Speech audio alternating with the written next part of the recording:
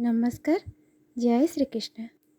पवित्र देवस्नान पूर्णिमा और ज्येष्ठ पूर्णिमार अनेक अनेक शुभेच्छा और शुभकामना। आज गोटे कथा अनुभव कली जोटा मुझे आपण मानक सह शेयर करने को चाहूँगी।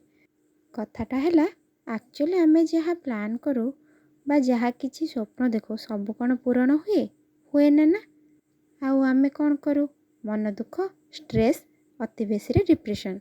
सतरे आमे जहाँ करुचे से कौन ठीक स्वप्न देखिबा प्लान भी करिबा से सब आम कर्तव्य किंतु सक्सेस पाइबा कि पाइबानी सेटा भगवान ऊपर छाड़देबा।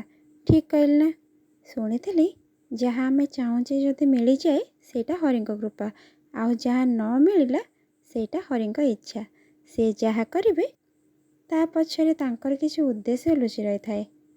आउ आगु को जाए देखिबा सतरे ईश्वर मंगलमय।